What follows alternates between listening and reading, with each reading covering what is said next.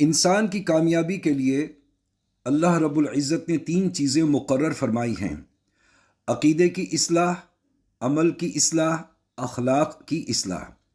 پھر ان سب میں سے اہم اور بنیادی چیز عقیدہ ہے، کیونکہ اعمال اور اخلاق عقیدے کی صحت پر موقوف ہیں۔ اگر عقیدہ صحیح ہے تو اعمال بھی اللہ رب العزت کے ہاں نزدیک اور مقبول ہوں گے، اور اخلاق کا ثمرہ بھی انسان کو مل جائے گا۔ لیکن اگر عقیدہ فاسد ہوا تو نہ اعمال معتبر ہوں گے اور نہ اخلاق کارگر ہوں گے۔ قرآن اور سنت میں اس بنیادی حقیقت کو بڑی وضاحت کے ساتھ بیان کیا گیا ہے۔ عقیدہ عقد سے مشتق ہے۔ عقد کے معنی باندھنا اور گرہ لگانا ہوتا ہے۔ چند بنیادی حقائق کے بارے میں یقین اور تصدیق قلبی کو پختہ کرنا اور خیالات کو ایسا مضبوط بنانا جس طرح گرہ باندھی جاتی ہے، یہ عقیدہ اور ایمان ہوتا ہے، جو اس کے وجود دل اور دماغ کے ساتھ اس طرح پیوست ہوتا ہے کہ اس سے جدا نہیں ہو سکتا۔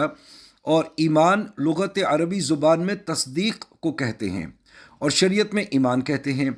اللہ تعالیٰ، اس کے ملائکہ، اس کی کتابیں، اس کے رسولوں اور یوم آخرت کی تصدیق کرنا، اللہ رب العزت کے وجود، اس کی توحید، اس کے اسماء پاک، اس کی صفات، اس کے احکامات کی تصدیق کرنا، اور اللہ تعالیٰ کی ذات کو واجب الوجود ماننا، اور تمام زمانیات و مکانیات اور مادیات سے ماورا تسلیم کرنا، اور اس کو وحدہ لا شریک یقین کرنا، اور اس کو صفات کمال کے ساتھ متصف ماننا، اور صفات نقص سے پاک اور منزہ یقین کرنا، اس کے اسماء پاک کو پہچاننا، ان پر یقین کرنا، ان کا ورد کرنا، ان کے ساتھ اس کو پکارنا، اور اس کے ملائکہ پر یقین رکھنا کہ ملائکہ موجود ہیں، ان کے اجسام لطیف اور نورانی ہیں، اور ان کو گناہوں سے معصوم اور پاک جاننا، اور ملائکہ ایسے جوہر ہیں جن میں نشو و نما اور شہوت اور غضب نہیں ہوتا، اور وہ مادی حوائج، کھانا پینا، اہل و عیال وغیرہ سے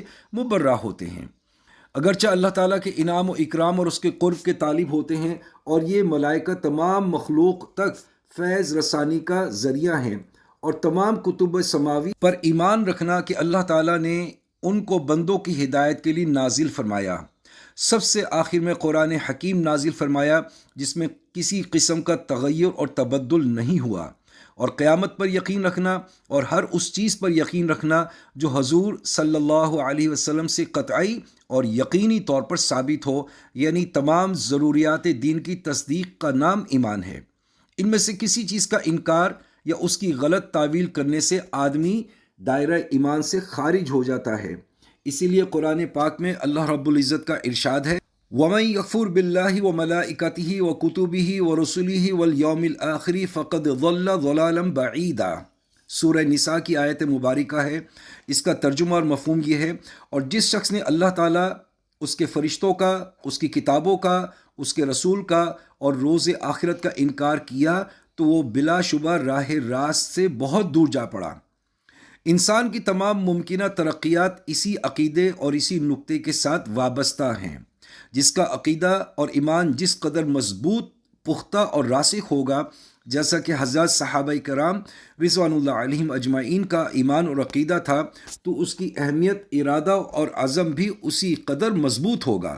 اس عقیدے کو کمزور اور فاسد کرنے والی مختلف قسم کی گمراہ طاقتیں، افراد، تنظیمیں اور شیاطین وغیرہ غلط پروپیگنڈا اور وسوسہ اندازی کر کے اس کو کمزور کرنے کی آج کوشش کر رہی ہیں، اور آخرکار انسان کو نکمہ بنا کر ہلاکت اور موت کے گھاٹ اتار رہی ہیں۔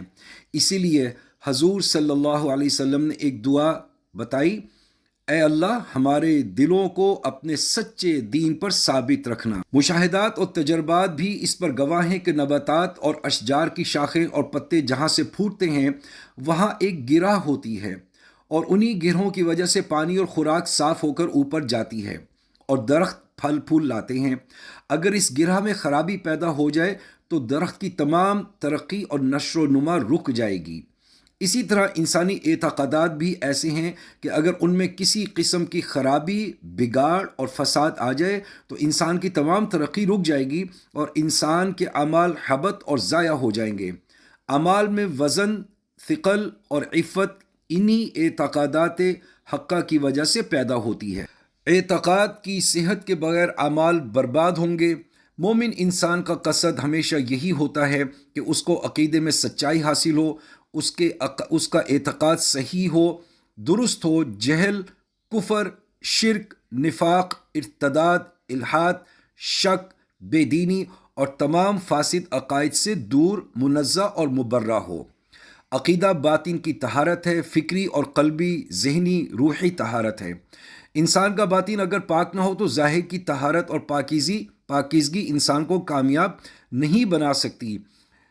نیز عقیدے کی صحت اور تندرستی سے ہی انسان کی آخرت کی بھلائی اور کامیابی اسی کے اندر مضمر ہے۔